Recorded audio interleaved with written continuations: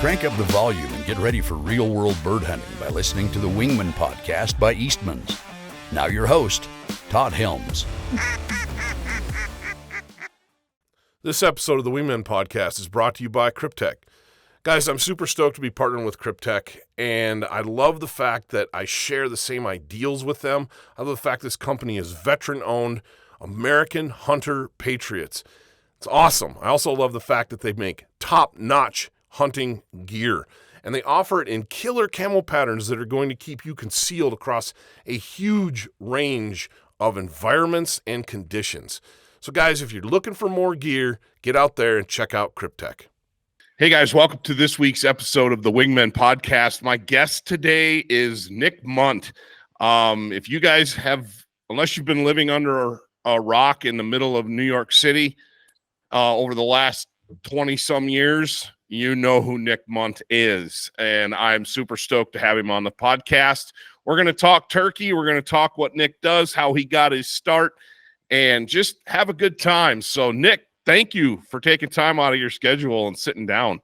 Heck yeah, man. It's great. It's great to be on here with you. I've obviously been a fan of the Eastmans for years and years, and you know, it's just it's a big family. We're all a big family, even though some of us are, you know, different directions and different sponsors, stuff like that. I mean, we're all pretty tight. So I agree. Great to be here.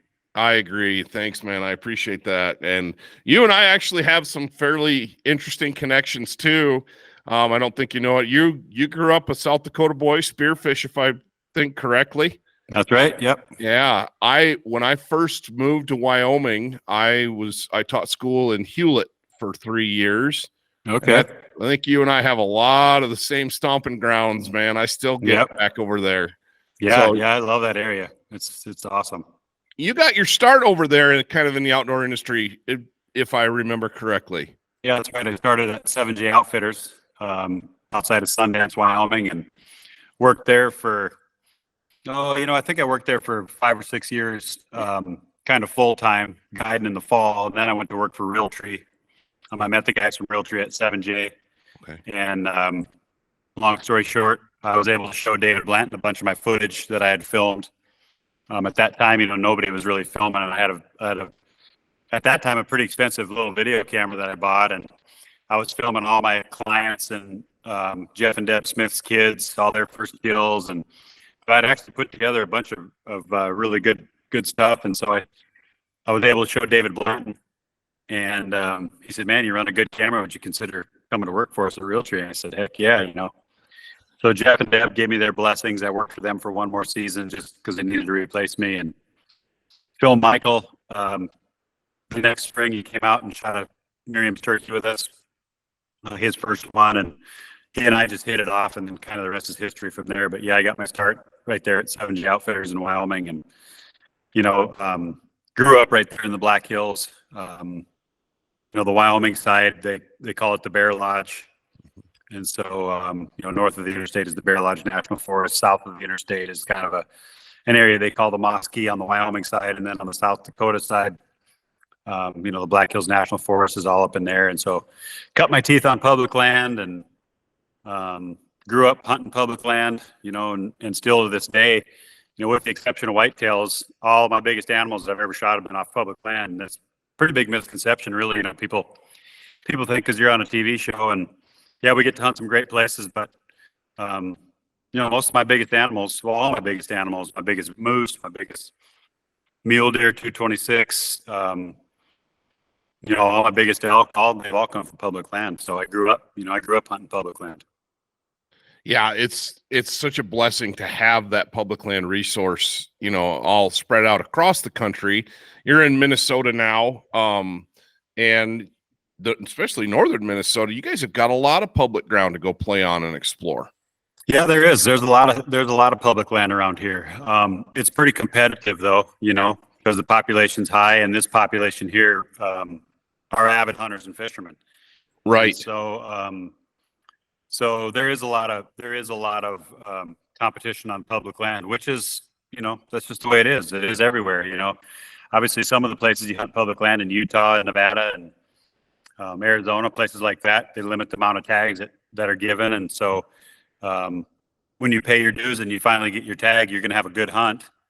But then there's places here, like in the Midwest, where it's wide open. You can get tags, and gives everybody the opportunity. You know, one of the things that a lot of people don't understand is, you know, you see a guy from Utah or Nevada, he shoots a big buck and he's got 12, 13 people in the picture with him, and it's just because those guys don't get to hunt, so they go help their buddies. You know. Yes. And so I feel sorry for a lot of those guys because, you know, they get a tag once every few years or once every 10 years, and so that's where the camaraderie comes in. You know, you go out and help your buddies scout and glass and communicate, find a big buck and tell your friend about it. And then when it's all said and done, you celebrate and you get in the picture, you know?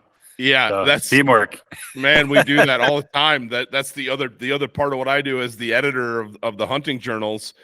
I'm constantly putting photos together, and everybody laughs about that giant group behind a bull or a big buck or whatever. But that's the reality of it in so many states. You know, we just had the Wyoming sheep, moose, and goat draw results, and bison results came out yesterday, as did Montana. Of course, everybody's talking and calling back and forth. But one of the guys here in the office actually drew a sheep tag. Oh, nice. And he's like pinching himself. You know, I can't believe this is really happening. His first time applying. First time. Wow. I mean, he had like a 0.01% chance at one random tag, and he drew it. And so, yeah, the plans have already started, you know, are going to do this because sheep tags like that, they just don't come around very often. You know, no, it's really tough. And the way the point creeps have gone over the years, and then cutting back on, you know, especially the like non-resident tags, it's really tough to do. And I drew a moose tag over by Pinedale, probably like in 2012 or 13, somewhere in there. I had 1 point, and I drew it. Yeah, I drew it in random. Yeah, and I shot a bull. You know, I went over there and hunted on my own. I went over there 2 or 3 times and finally killed one, but he was, I see just a 5x5. You know, just a younger bull, but man, I worked hard and got it done. You know, so I think the biggest key to all that, and the biggest point to all that, is you need to start putting in.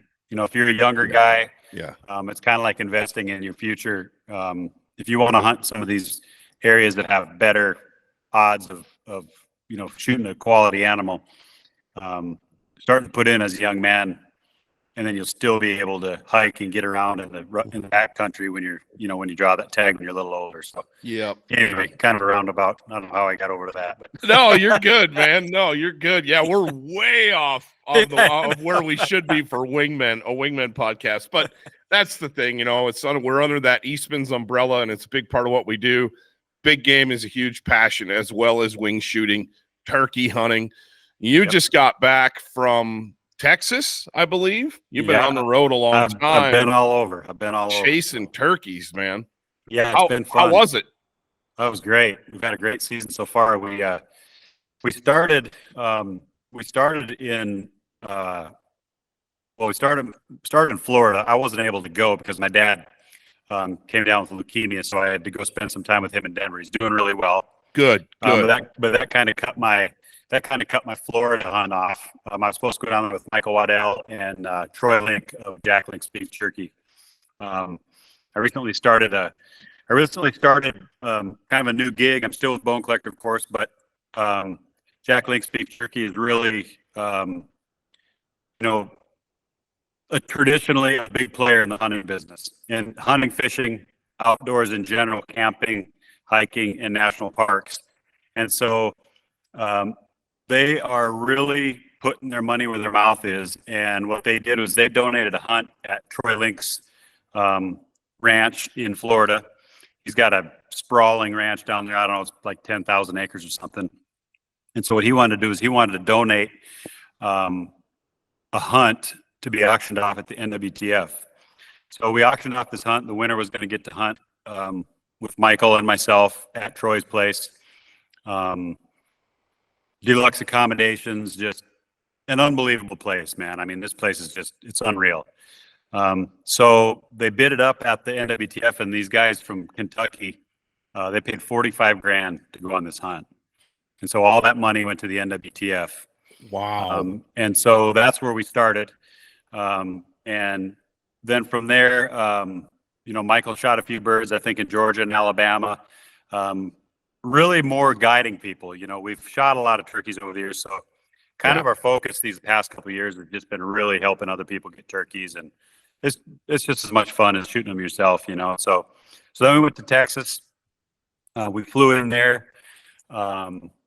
We had Cohen Stone, who's our producer, Jackson Bishop, who's our CEO at Bone Collector, and then Michael and myself were hunting. And we went in there, and in 24 hours, we shot 8 turkeys. So, yeah, we hunted That's shellacking, dude. Yeah, we hunted with Brandon Blanche at El Sapo Guide Service. He's a great guy. He's known for axis deer hunting. He's an expert at shooting axis deer, and he's just got amazing land, fair chase and high fence stuff.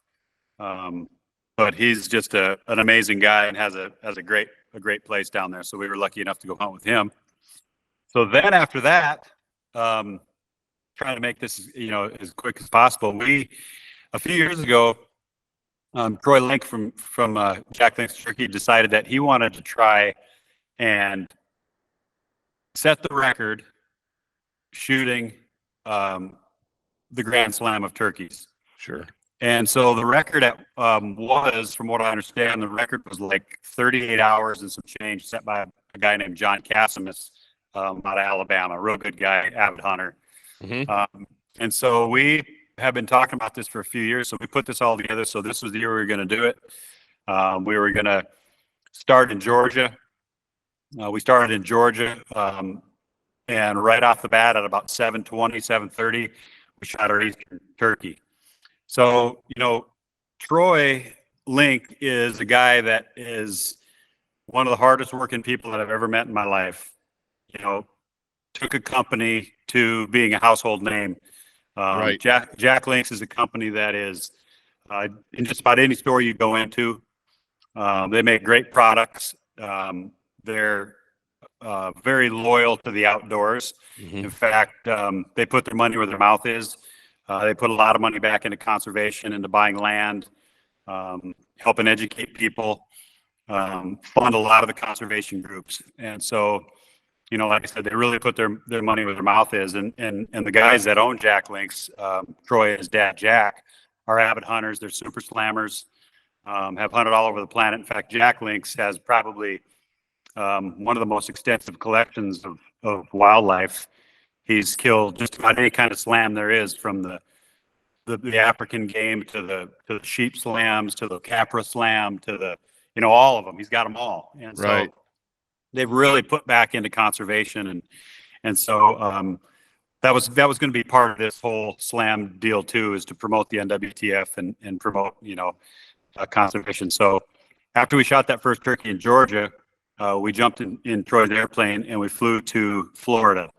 And another buddy of ours, Ike Rainey, has a big ranch there. And so we went to his place. We went, and the very first setup we had, turkeys gobbled, and they came right in. And we were there maybe 20, 30 minutes, literally. And Troy had shot, and he missed his turkey at like 25, 30 yards. And we were all kind of baffled by it, and kind of took us out of our rhythm. We were like on a roll. So then we ran around. It took about an hour and a half, but we found another bird, got him killed. Well, we figured out Troy's gun somehow was off. It was shooting like 1.5 feet low. Oh. So we switched out his gun. Cohen had a 20 gauge. We gave him a 20 gauge. So then we kill that turkey. We jump back on the airplane. We fly out to Oklahoma, and our buddy Todd Bigby with Whitetail Properties has a ranch there. And he said, "Yeah, you guys come in here. See, we got a lot of birds. I think we can get it done fast." So we landed there, trying to make this as short as possible. We land there and we jump in some vehicles and we head out to Todd's ranch. As we get on the ranch, there's 2 big ravines that kind of come down to a point. So we make our way down the right side and we pop up over the top and we call, and a turkey gobbles in the bottom. So we set up. At this point, we're maybe like 6-7 hours into the trip is all. Maybe 6 hours. I mean, it's gone. We're already on our 3rd bird and we're only 6 hours in. Wow. So. And then to add to this too, 2 days before we were going to set out to do this, somebody else had broke the record. somebody else had gone and done this, and their record was like 32 hours and 15 minutes, I believe is what it was, right? So what we really want to do is get them in one day because nobody ever got them in one day. Right. So we get in there and we get set up, and this turkey's coming up the draw gobble, and all of a sudden from our left, 3 gobbles, 3 jakes come in, circle around behind us. Michael and Cohen and Troy are set up down in front. Myself and my buddy Bubba are back behind, and then there's a couple of guys that kind of stayed behind on the other side. Well, long story short, all these turkeys, now 3 more longbeards come in. They're all around us. All of us, except the shooters, had shots at these turkeys. Oh, man. And so we're like, oh, no, it's all kind of falling apart. Well, then when the 3 longbeards kind of went over the hill toward us, Michael belly crawled back and got back behind and got his decoy out and started calling. Well, these turkeys circled around, and they were literally, I was laying with my face on the ground. They were literally standing like 2-3 feet from me, gobbling. Oh. So they went up over the hill. Troy makes a great shot, shoots his turkey. We scoop it up, and we take off running for the trucks. Bam, we drive a half hour back to the airplane, get on the airplane. Now we're flying out to Colorado. So my buddy Jeremy Fiskus from Sandy Hills Hunting Company has a bunch of property in the area. Jeremy's he's good just dude. He's a heck of a dude. Hunter, man. He kills I know all him kinds from of the big game side of things. Yeah, he kills a lot of big animals. He's got turkey hunting, and so he was there waiting on us. We landed, jumped in the trucks, and had about a 20 to 30 minute ride to his ranch, which is our final spot. And so this is kind of my end of the hunt. Ike had the ranch in Georgia, and he had the place in Florida. And then Michael set up with Todd Bigby the place in Oklahoma. So now it's on me, man. This is my, Jeremy's my guy. I'm feeling the heat. And I'm texting him, I'm calling him and saying, all right, man, we're on our way. Hopefully, he's like, we should be good. We should be good. And so we drive out to this place, and we kind of pull up to this hill, and there's a big cedar ridge, and then it drops off into this beautiful river valley, and the Spanish Peaks are in the background. There's snow all over them, and there's a bunch of clouds moving through, and there's a big storm coming, right? So we tiptoe up to the first hill and look down on the river bottom as we peek over at Turkey Gobbles, and he's walking on the road 100 yards below us. I mean, just strutting in the road. Oh, my gosh, unbelievable. So we back up, we grab our gear, we circle around, and we get set up, and we're calling, but it's pretty windy, so he doesn't hear us. So myself, Jacob Keel, who's one of our field producers, and Bubba Lindley, we kind of stay back. We say, you guys push forward and see if, we got to get this turkey. So they push forward. It took about 10 minutes. All of a sudden, boom, we get a gunshot. We go down there. They stop the watch, and the time clock was 10 hours, 42 minutes. That's unreal. It was unbelievable. That's unreal. It was unbelievable. And the just to have Troy with us, who's the guy that, built this company from the ground up, to have the resources to be able to use his resources to get this done and set this record, was just, the camaraderie of the whole thing was amazing. It was like Waddell is, such an avid turkey hunter, man. He was just up here, like focused, laser focused. And it was amazing. And I don't know if, I'm sure there's probably somebody that can beat it at some point, but to kill all 4 of those species, in less, in 10 hours and 40 some minutes. I mean, it was amazing, man. That's going to stand for a really, really long time, just to have the resources to be able to do what you guys did is a blessing, Yeah, totally. And so, Jack Links, their whole company, man, they're just very, conservation minded, and they do such a great job. And you see other like, especially on the outdoor channel, you see some other jerky advertisers, but these guys really put their money where their mouth is. They do a great job. And so I just want people to know that when you're going out on that hunting fishing trip in the morning, and I've said this a few times, there are companies that literally live and do what we do, and Jack Links is one of those companies. So remember that when you're going out into the field, you're going to throw some meat snacks in your pack. Make sure it's Jack Links, because they're a really great company, and they really do put their money, where we are. So anyway, the trip was phenomenal, and the Link family is a great family to get to get to hang around and be with. And I don't know, it's something I'll never forget, because it's just something that isn't done very often, you know? No. I know. I mean, I can count on one hand the number of guys I know that have actually done the slam, period. Yeah, right. But to do it in 10 hours, you know. Yeah, going back to what you're saying about, working with companies and supporting companies that support what we do. Yeah. We're blessed to work with a handful of great brands as well. The guys from Cryptek and Federal Premium and Savage, Onyx, Leupold, the Leupold Performance Eyewear. It's like I still get to do a little bit of fishing guiding, and so fly fishing stuff. And so I've got, pro deals and things with different companies, but the Leupold Performance Eyewear, it's like, those are the ones, not only do I love those sunglasses, they support what we do. Yeah. That dollar goes back into conservation. It goes back into supporting a company that supports us. Yep. And, we're really at that point in the hunting industry where we need to be spending our money thoughtfully on and with brands that support hunting and Second Amendment and all of that stuff. Absolutely. It's just, otherwise we're sinking our own ship, Yeah. It's the old adage, if you're not working, I think it was Fred Bear said, if you're not working to support and grow hunting, you're working to sabotage it. You're working to end hunting, something along those lines. But that's cool, man, that you get to work with a company like Jack Links. I love that hat you're wearing, that non-vegan hat. That's awesome. Stuff like that's funny, and what a conservation success story they were able to be a part of by really bringing Sasquatch back from the brink of extinction. Yeah. That's right. I haven't personally got to meet him yet, but I'm really excited about it. Be careful. I hear he's got quite the grip, Yeah. That's for sure. Yeah. So great. That was great. So then after that, literally like 2 days after that, I went to Missouri. The Banks family that have Banks Outdoors, they make blinds. They make the wild water systems, which are really cool. Wild water systems come in 50, 100, and 300 gallon water tanks. And so what you do is there's this big roto-molded tank. They have troughs that are on the ground so that little animals and birds and stuff, if you have, a lot of times you put a normal tank out there, you come up to your tank and there's something dead floating in there. Yeah, exactly. And then the animals don't drink out of it. So right. So they have these at the bottom, and they also make some feeders. Another great family. So I went down and hunted with them in Missouri, and Mitch and his wife Jess were there, and she had never shot a turkey before.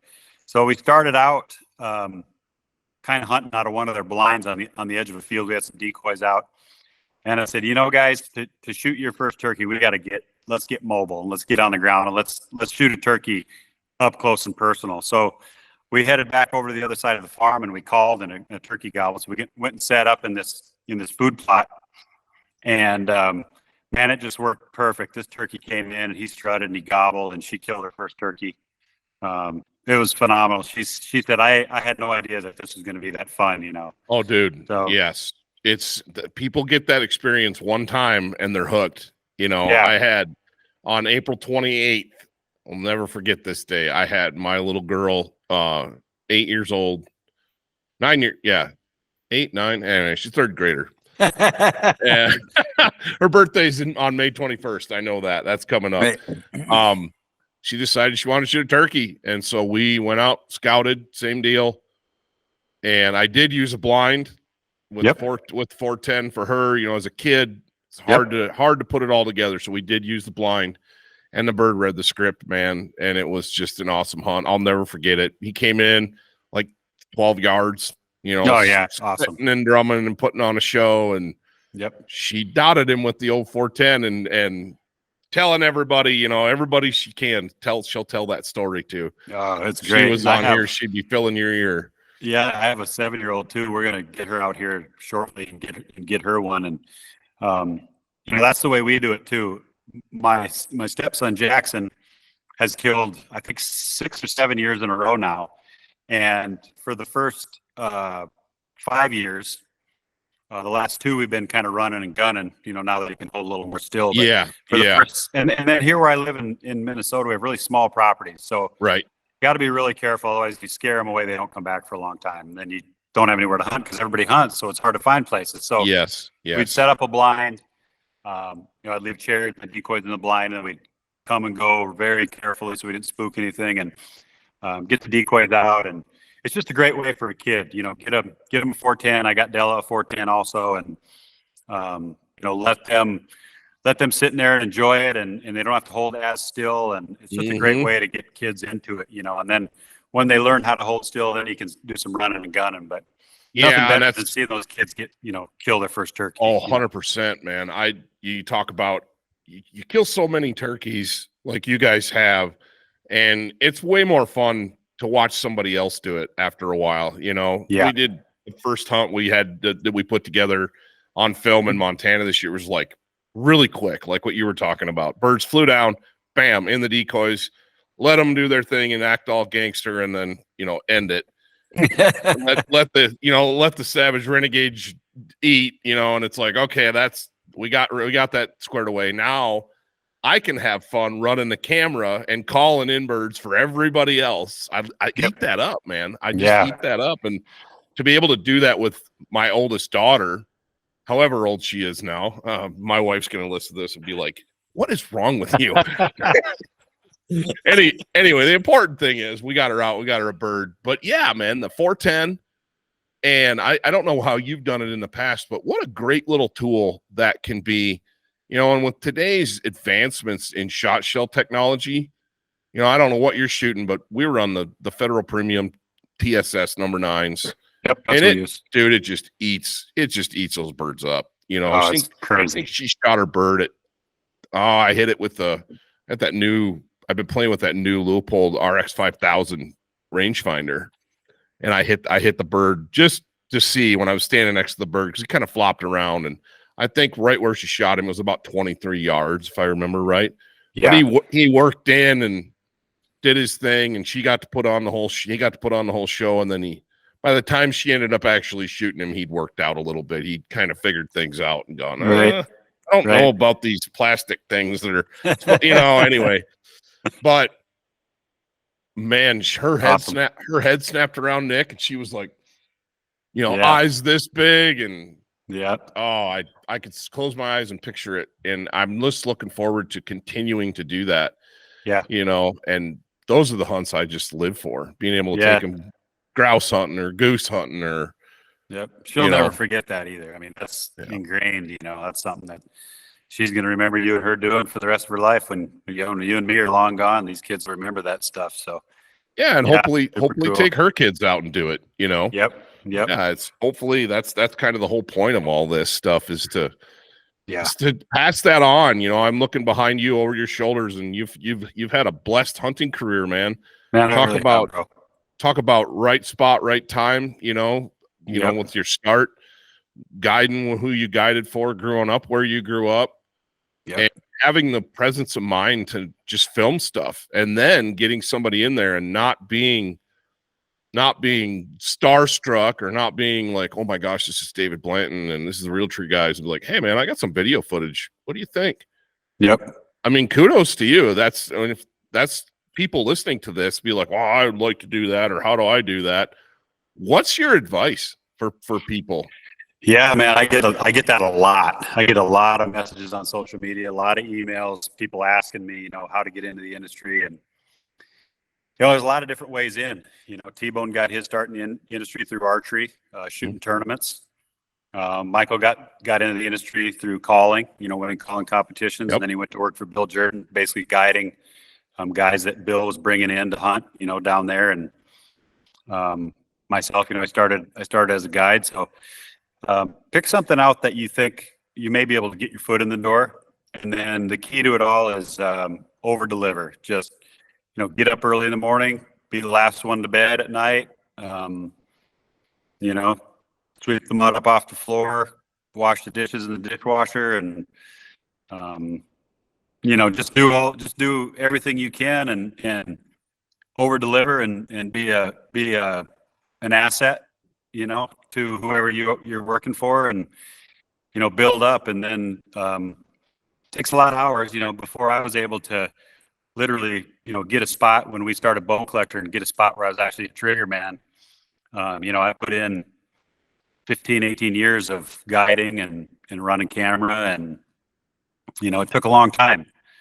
And so I think the biggest thing for kids that want to do this is find a skill and put it to work, whether that's being a guide, being a cameraman, learning how to edit, working at a packing house, skinning deer.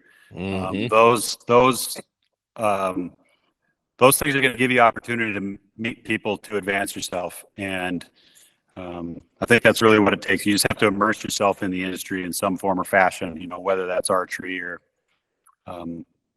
working at a pro shop or being a guide, but immerse yourself in the industry, and then the connections that you make over the years will advance your position. And I think it's with anything, whether you're an attorney or a doctor, or, if you're just a guy working as a mechanic, you start at the bottom and work your way up. And then maybe someday you have your own mechanic shop, or you're the, out at the Chevy dealership, you're the head of the, service department. Right. So it's over delivery and just putting yourself into a position to, make it happen, and then make it happen. I think, a lot of self-motivation is required to be successful. This episode's brought to you by Federal Premium Ammunition. I've been shooting Federal for a lot of years, guys, and I can't say enough good things about them. Everything from the TSS Black Cloud loads to the Blue Box Steel, and now the heavy bismuth loads that they have, and of course the traditional tried and true Black Cloud FS steel. They got a load for everything. Last year I had a chance to put some of the new stuff through the paces, and I cannot speak highly enough about it. It swats birds out of the sky, gives me awesome patterns, and with the new heavy bismuth, I can use some of my old shotguns in the field as well and not have to sacrifice performance. So guys, when you reach for shells this year, reach for Federal Premium.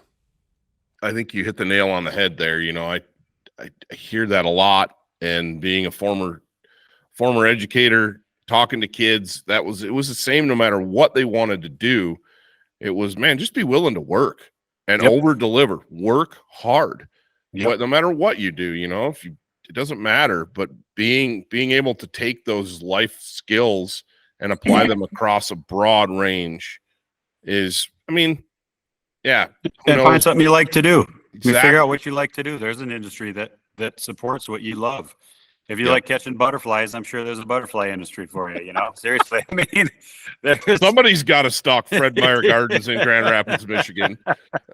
So that's what it's like to me. Find something you're passionate about and get after it. That's what it boils down to. That's so spot on, 100%. But so, what else you got going on? Are you wrapped up turkey hunting for the year? No, I got a little bit left to do. So then I was in Missouri, and then my buddy Mitch got him a turkey, and then my buddy Paul Sawyer from Whitetail Properties, then he killed a turkey. So we killed 3 there. And then of course it was my turn to hunt. It started raining, so I just went home. Always. Yeah, and then I just got back from South Dakota. Did some hunting out there. Out at the Lynx have a ranch in South Dakota, so we went out there and had some friends in and did some turkey hunting out there, and that was great. So now I'm going to hunt a little bit around here in Minnesota. I've got some Wisconsin tags for a little bit later on in the year, which should be really good. And then in June, I'm going to go to Alaska and go on a bear hunt. I've got a black bear hunt. I'm going to do some halibut fishing and black bear hunting there, and I'm going to be filming some stuff for this new Jack Links Outdoors program that we're going to be doing. Jack Links has taken me on kind of as their, I don't know, spokesperson, but face of Jack Links Outdoors. Sure. So we're going to be doing just a lot of promoting in the hunting, fishing, camping, hiking, and national park space. Putting a lot back, giving a lot back, and so this trip to Alaska will be for one of the Jack Links Outdoors episodes to build content and just really pushing that. So that's kind of what's going on through June for me. And then hopefully lay low a little bit in July and hang out with the fam, maybe get on the water a little and There you go. get ready for August when hunting season opens. I don't have It's a ton gonna of be time here. off. Yeah, I'm looking at just wrapping up turkey season, and I'm already looking at we're drawing sheep tags, and we got to figure out what elk applications you're going to do and what are you going to do for deer, and holy smokes. And I love it. That's fortunate you and I are fortunate to get to do what we love. And Yes. I love the fact that it doesn't end. That's a great thing about hunting, whether it's bird hunting, whether it's big game hunting, whether it's, I've said it before, shooting rats at the dump. I'm in. Yep. It doesn't matter. I'm in. Yeah. And it's just, it never stops. It never ends. And it keeps us busy and young. Yeah. Well, people ask me, one of the main questions I always get is, so what's your favorite animal to hunt? And I love it all so much. And every season there's something new and it's also different. I love it. So I guess my answer to that is broadside. I love whatever's broadside. Yeah, exactly. I get the same thing. It's like, what's your favorite duck or what's your favorite bird to hunt? I'm like, the next one in the decoys, man. It's like, doesn't matter. It doesn't matter. Oh, that's absolutely incredible. Yeah. It's so cool. So it's been a lot of fun, man. I'm really blessed, and we've got bone collector over the years has been great. We're still going strong, and just getting to work with Michael and T-Bone and our crew. We've got a really small crew there at the office, and everybody's just really tight. And we do a lot of fun stuff together, and we've got a bunch of new great products, bone collector game calls. We've got a really great lineup of turkey calls from. The slate calls, the pot calls, the box calls that we have, and the mouth calls are great. We've got owl hooters and crow calls. We've got a new it's called a quick call chest pack, and it's like a binocular harness that you wear on your chest, but all your calls can fit in there. Nice. And it's really nice, handy. I've started doing that the last couple of seasons where I ditched the vest. Yep. And it's just cumbersome, and it's like, and running and gunning out west. Yeah. The vest can get hot and can get heavy. It's better for us the way we hunt to run a backpack. But even then, just using my bino harness from big game bino harness, it's sticking a pot call in it. Yeah. Here and there. Pretty soon I got stuff sticking out all over the place, but I still like that minimalist approach. That's awesome. You guys thought of that. Yeah, so check that out. It's really cool. It's called the Quick Call Chest Pack, and you can find them on bonecollector.com.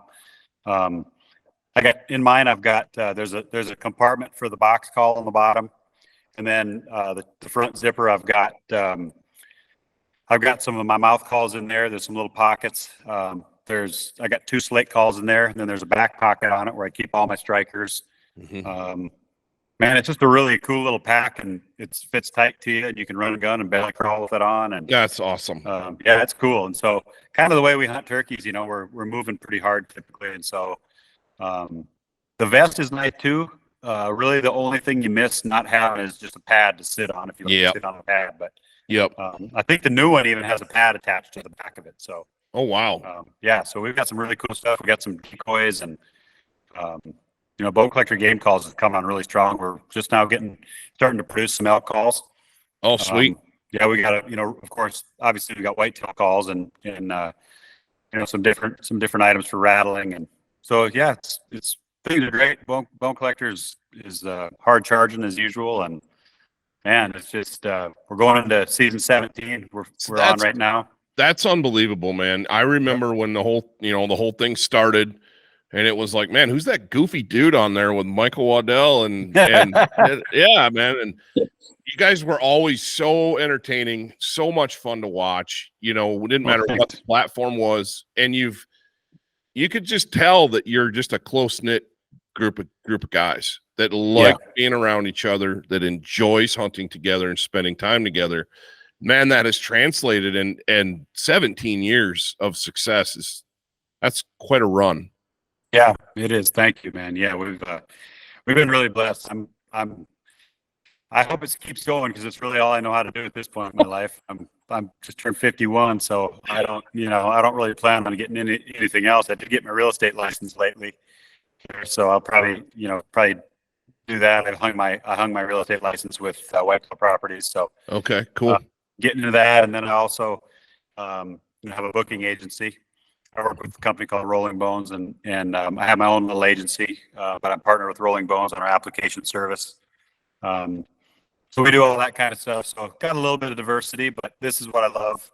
I love the TV side, and obviously the hunting side of it, is the most that's not like work. The show seasons work.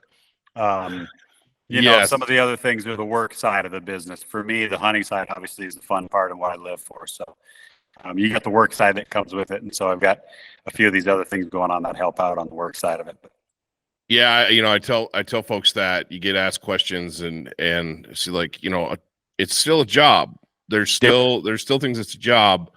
Content creation is only one part of what you do. There's Right. a lot of other moving parts to being successful, and being a part of like what we do here at Eastmans. It's a ton of fun, but man, there's days when it's still work. And it's like you go home and it's like, and then you get to go to Montana and go on some ridiculously fun turkey hunt, and you're like, oh yeah, I get to do that fun stuff too. That's why I do it. Yeah, that's buddy. why we do it. So. Yeah, that is super cool. Yeah. Super So cool. what else you got going on? You gonna do anything else this spring?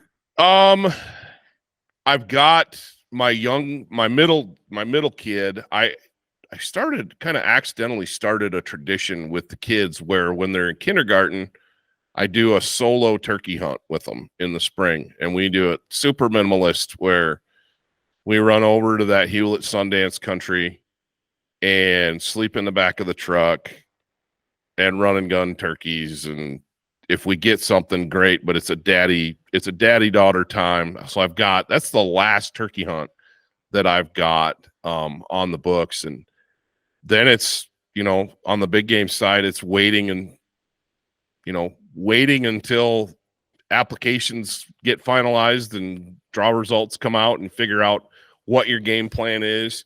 And really doubling down on dog training, for me, on the wingman side of things.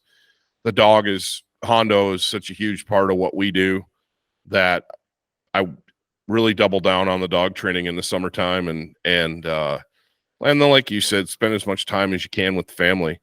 Right. I'm pretty blessed to have a wife that gets it and understands and enjoys doing it alongside me. So you got to keep that fresh and keep that rolling too.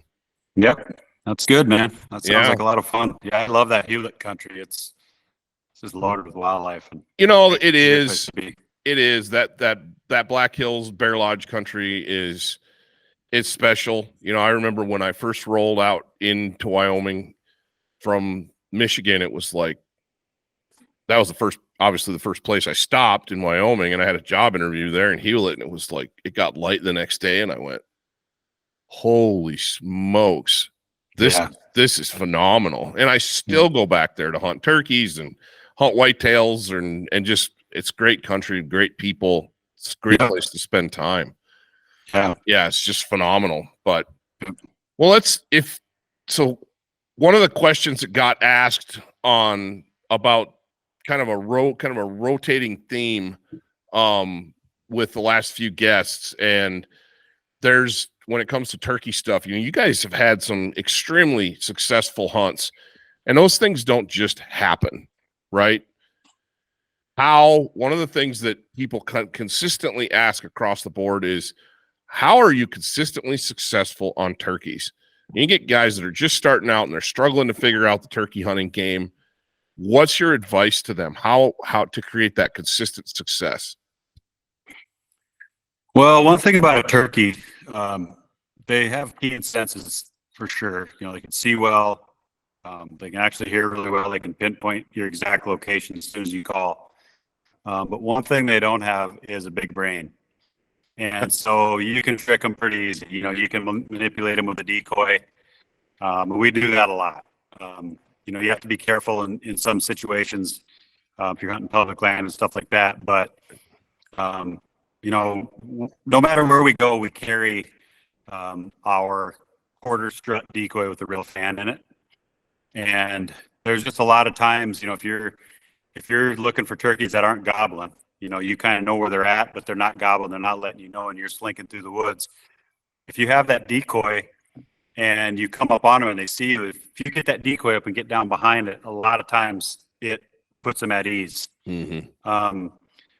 And so, the decoys, being able to puppet show them and manipulate them with that decoy is just something that we've really learned to do good. I mean, Waddell's one of the best turkey hunters to ever live. I mean, he's really good at it. And being aggressive, a lot of people, there's a lot of different types of turkey hunt, but a lot of people like to sit back, set up decoys, and call and try to get the turkeys to come to the decoy. But we've kind of learned to be a lot more aggressive. We're going at them. We're slinking through the woods, glassing, almost like you hunt an elk, where right. you go through. Oh, for shame. What? Glass. Did you just say that? Really? And so just a lot more aggressive style of turkey hunting, really. And just getting after them. And then, once you see them, figuring out if they're going to come to the call. If they'll come to the call without using a decoy, we like to do that. But if they're not going to, you're going to have to get the decoy out, and we'll do that. But you kind of become an animal behaviorist. You feel like what their moves are going to be. In the mornings they're going to fly down, they're going to strut for a while and hang out with the hens. This time of year, we know they're breaking up, so maybe we don't go out bright and early in the morning. We get out a little bit later, let them break up, and then those gobblers are just like a big whitetail buck. They're out looking, they're cruising.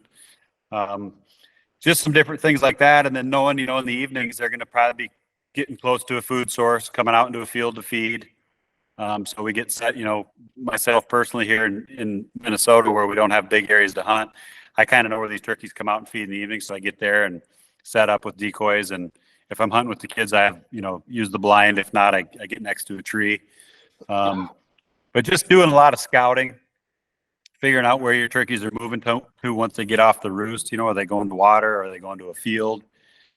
Just little things like that can make you a better hunter. And the more time you spend chasing them, the more you learn their behaviors and kind of what they're doing at different times of the day. And that's just kind of helped us. But yeah. I think the biggest thing of all is just time spent chasing them. You just get really good at it if you spend a lot of time. And it's just something, especially Michael is as good as anybody you'll ever turkey hunt with. I mean, he's amazing. So I learned a lot from Michael. Yeah, it helps to have a mentor or somebody that you can pick up a lot from, and talk about that and that's one of the great things about the podcast world in general is this is all information, that people can take and apply it, listen to it, go apply it. What you said about using decoys to manipulate bird behavior. We've seen the same thing, where you can use them in various situations. I don't think guys think enough that when they bump a bird or they bump into birds to immediately pop that decoy up and get down and get behind it, because you can trick them. You can fool them. Mm-hmm. That is really solid advice, because a lot of guys think their brain's about that big. Yeah, exactly. Exactly. It's amazing with how dumb they can be, how difficult they can be to hunt at the same time. Pressured turkey is one of the toughest animals there is to kill. They are very tough to kill. Yeah. Yeah. And another thing I was going to say too is, get a mouth call and pull up turkeys yelping on YouTube and just sit there and work on it and try to figure out the noises and try to adjust your tone and your volumes so you can call soft if they're close or call loud if they're far.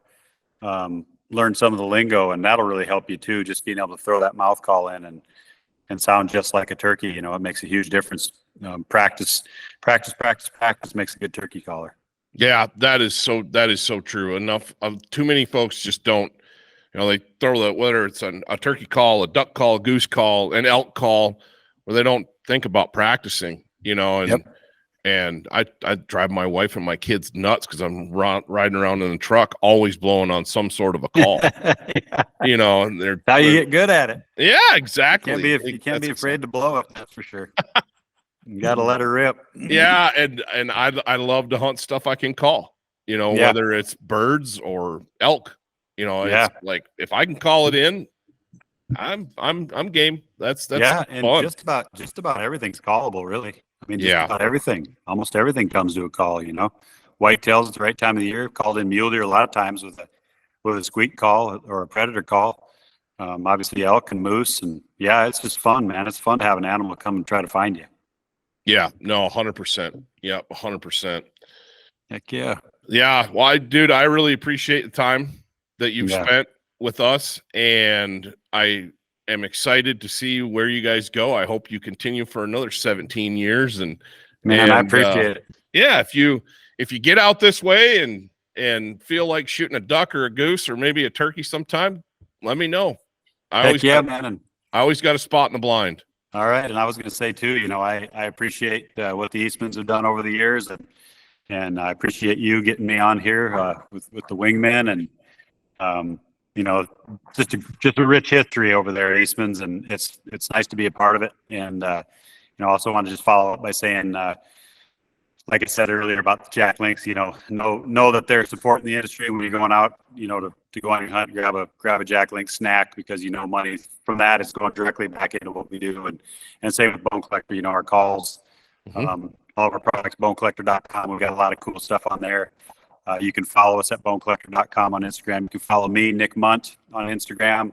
That's my Twitter handle, and it's also my Facebook page. So give us a follow. We have a lot of fun, and we got a lot of cool stuff going on, and we just love the people that support us, and if it weren't for fans and hunters, we wouldn't be what we are today. So we really value everybody, and we just feel lucky to get to do this, and want hunting to be for everybody, whether you're a fat guy or a skinny guy, a white guy or a dark guy, or rich or poor. You know, this hunting is for everybody, and the support is important for everybody. So, no, you're spot on, dude. Spot on. And we got a big election coming up. Oh, so, here we go. Preach it. You know, we need to get these guys out. I want to tell you about it. I want to tell you something about real quick. I don't try to wrap this up. This is really important. No, dude, you're good. And I don't make any money off of what I'm about to tell you, but there's an organization called Hunter Nation. It was started by Keith Mark, who used to have the television show McMillan River Adventures. He owns McMillan Outfitting in the Yukon, and he's an attorney. He saw the need for hunters to get more involved in politics and voting, and so what they did was they took a bunch of money. They raised money. It's a nonprofit organization, so they don't pick a side. All they do is they tell you to vote your vote your lifestyle. And for us, and for what they believe in, that's God, family, hunting, fishing, Second Amendment rights, and the great outdoors. And so what they're doing is trying to encourage everybody to vote, and whatever side you vote on, that's just what it is.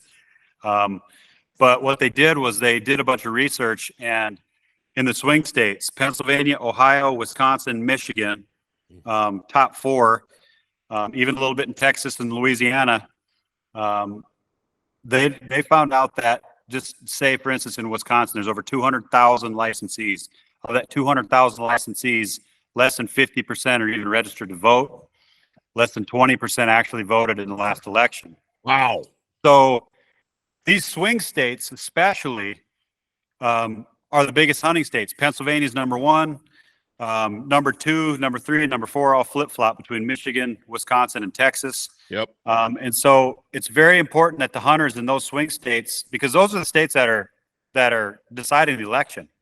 They're saying this year that Wisconsin is going to decide the election, and it was less than 15,000 votes last time. And with the amount of hunters that are in Wisconsin, it could be a landslide victory. Oh, 100%. So we need to get these hunters out to vote. Don't think that your vote doesn't matter. Every single vote matters because they add up. There's a lot of people at home saying, well, I'm just one vote, it doesn't matter. It does, but there's 200,000 of you saying that. It's huge. Right. So another thing that happened was in Louisiana this year, the Republican was, his name's Landry, and he was only getting like 40% of the poll, right? Didn't have a chance to win it. So what they did is they just went and targeted hunters. Again, they don't say, hey, vote Republican, vote Democrat. It's a nonprofit, so they don't pick sides. They're just saying, vote your values. So what they did is they reached out to 62,000 hunters that had not voted in the last two elections. of those 62,000 that they targeted and contacted, 27,000 of those people showed up and voted, and the candidate won by 17,000 votes. That's unbelievable. And he wasn't even projected to win. So this is huge. Getting hunters out to vote, whether it's in the swing states or in our own home states, is a really big thing, and we need it really bad, man. I'm glad you brought this up, Nick. I really am. That's something that I didn't know. I'd heard of Hunter Nation, but I wasn't entirely familiar with what they do. So thank you for that information. Yeah, and another thing that Hunter Nation has done, sorry not to cut you off, but they've also actually been working really hard on the wolf delisting. And so it looks like the wolf delisting has passed his House of the Senate. It passed the House. It passed the House last week. And so those guys, they have been working diligently on that. And so you can thank Hunter Nation a lot for having lobbyists there, putting a lot of money towards that. And those guys have done a really great job on the wolf deal. So it didn't used to be a membership organization. It was a donation organization. Yep. But with everything we got going on now, they need to make more money. So it's become a membership organization. So if you're looking to be a member of a great organization that's doing big things, Hunter Nation is a good place to become a member of. Awesome. So, and that'll pop up in any social media search, any Google search. Yes. Hunter Nation, you can find it. I've seen it on social media. Yep. Guys, it's out there. Nick, that is a phenomenal point. That can't be preached enough. You got a tail of something going in the background back there. I got a couple cats. I'm like, that's a mount, it's dude. Alive. Wow, talk about squirrel. That distracted me. Holy smokes. But yeah, back to the voting thing. That is huge because it's interesting to hear those numbers because I've always wondered, if hunters got behind a candidate, what they could really do. Because we're way more powerful than we think we are. Oh my gosh. I mean, these swing states, they wouldn't be swing states if hunters would show up to vote in the swing states. I mean, there's 2 million guys in the field in Pennsylvania. And, yeah, I grew up in Michigan. I know how many hunters there are. It's crazy. Philadelphia, places like that, they've got a lot of voters. And yes. So those people aren't hunters. And our rural people is what we need. And the people that buy hunting and fishing licenses, man, we really need them. And they just that's just where we fall short. We provide for our families. We can put meat in the freezer and we're hardworking people that provide. But one thing we fall short at is getting to the ballot box. And that's really what we need to do, especially when there's maybe some hanky-panky going on. We need as much as we can to turn the tides, Well, you're absolutely right. And you bring up a good point, and we don't need to get off in the weeds about anything as much fun as that is to talk about from time to time. Yeah.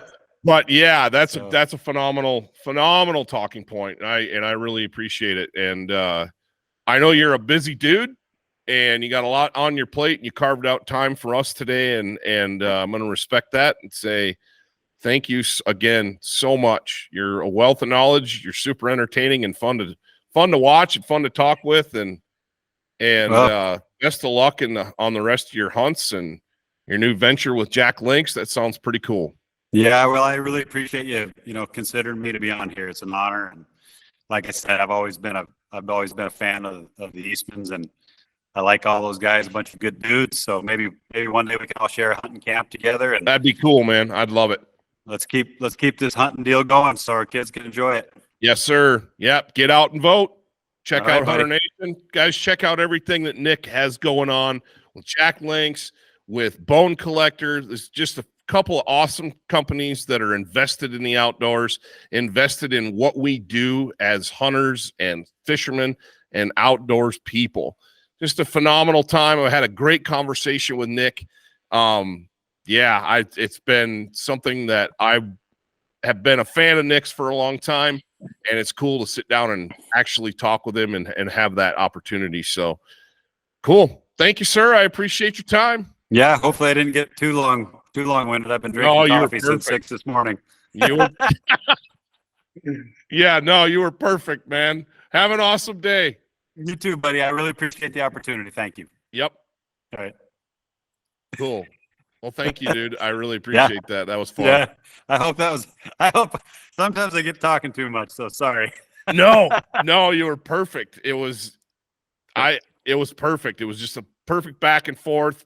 Talked about some turkey stuff. You know, it's just a good conversation and a good time. And I really appreciate you taking the time to do this. Yeah. Sorry it took me so long. Oh, dude, no, it's fine. That's just the way it goes. Everybody's got busy schedules, and carving out time for each other is just something we got to do. And thank you for bringing up the Hunter Nation stuff. That's super cool. Yeah, I wanted to talk about that. I just about damn forgot. So I think it's important, man. It's huge. 100%. Another one they did was in Texas. They had a I think like a state house or state Senate candidate that was in there, and same thing. He was not projected to win in the district that they needed him to win, and so they went and targeted the hunters in that district that bought licenses, and they were able to find out who they were, and they sent them flyers and emails. And dude, that freaking guy won too. Yeah. It's amazing, man. Yeah. So we got to get the word spread about this deal. No, that's a good one, and I could do. I'll put together a blog for what we do and reach our ridiculously big email audience, yeah, and get that out there. I think traditionally hunters, sportsmen in general, hunters especially, just tend to be that demographic. They just want to be left alone for the most part. Yeah. And so they kind of, I hate to say it, but maybe have their head in the sand. We all do a little bit about things from time to time, but we can't do that anymore. No, we got to get these guys out voting. And it's, if they like having guns and they like hunting and they like having their free time and nobody in their business, they better get their ass out there and vote, because the shit's going away if they don't. Yep. That's all there is to it. They're going to take our guns. They're going to put the screws to us. They're going to first thing they're going to do is going to take our semi-automatic shit. And that's going to mean shotguns and handguns. And, they're just going to take it all. And yeah, it's going to be an uphill battle for them to do it, but they're wanting to. 100%. As they get power all the way across the board, House, Senate, and the presidency, they're out of control. Yeah. Well, and we're seeing it too, with the wolf thing and all this predator stuff. I used to think it was a conspiracy, oh yeah, they put wolves and they put apex predators back on the landscape. They don't need hunters to manage game populations anymore. And once that's done, they can take the guns. Well, I don't think it's a conspiracy anymore. It's pretty black and white what's happening. It totally is, man. It totally is. I was trying to find this deal that, see if I could send this to you. I haven't stopped recording. We're just, because I learned my lesson the hard way, where it seems like whenever you wrap up a conversation, the 30-minute conversation after the recording is where the really good stuff happens. Oh, that's good. But it says here, and I can edit everything. Hunter Nation released this. It just said Hunter Nation applauds the U.S. House of Representatives for its bipartisan effort in passing Congressman Tim Tiffany's and Congressman Lauren Boebert's legislation to delist the gray wolf from Endangered Species Act. The Trust the Science Act removes the gray wolf from the list of endangered species and prevents judicial review of the delisting. So, kind of once it's delisted, I think it sounds like to me it's delisted.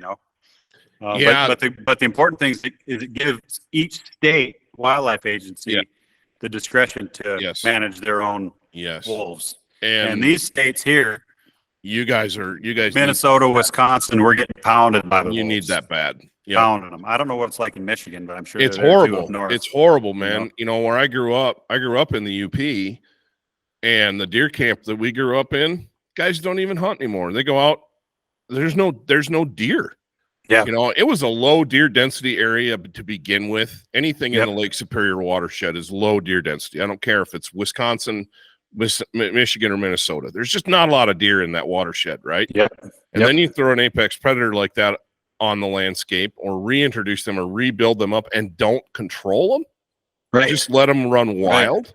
Yep. Yeah. There's the camps that I grew up in. The guys, they have cell cams out, and of course it's all baiting country like Canada up there. Yep. Yep. And if they don't see a deer, they'll go for weeks without a deer even on a bait.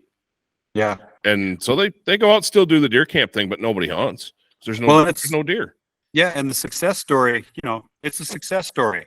Yes. They've done a wonderful job. Yes. But now it's time to manage them, just like we do the deer, just like we do the elk, just like we do the turkeys.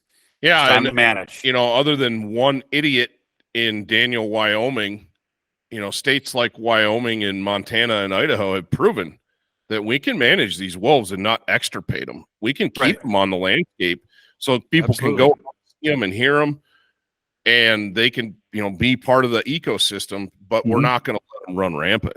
Yeah. Now, if we could get a hold of the grizzly situation and get that away from the crazies, could actually do something with that. I can't even take my kids. We have to go east to do anything fun, in the backcountry, because I'm not taking my kids out when I'm seeing multiple grizzlies on a hike. Yeah. On black bears here on the outside of Yellowstone. Yeah. You can go weeks without seeing a black bear, but I see grizzlies every time I go. We had, it was a funny story. So several years ago, my brother-in-law got married, and he got married south of Cody. Mm-hmm. And so, all these people come from Minnesota, and everybody's carrying pistols because of grizzly. And I'm sitting there laughing, going, come on, you guys. We're down here on the river. We're never going to see a bear. Like, you guys are like freaking out. And I'm not kidding you, dude. One walked right through camp. No. Right through the lodge. The South Fork. Right through. The South Fork is big time grizzly country. I mean, it was. Yeah, we don't leave. Everybody a bad time. Dude, it was last spring. Oh, it was this Easter. We went out after Easter dinner. We went out to north of Cody. Just did a little bit of a hike, and we're driving out, and my wife's like, I'm not gonna take my pistol. And we're driving around the corner, and I put it in the car and along with bear spray just because. And we come around this corner, and there's a grizzly right on the side of the road, county road, eating a winter kill whitetail, and we're going to go hike just to pass this on a piece of BLM ground. And she goes, "Did you bring my pistol?" I said, "This is what I'm talking about. You can't just take it for granted that you're not going to see them." Yeah. Game and Fish has been chasing one around Cody in the city limits for 2 weeks. They can't catch it.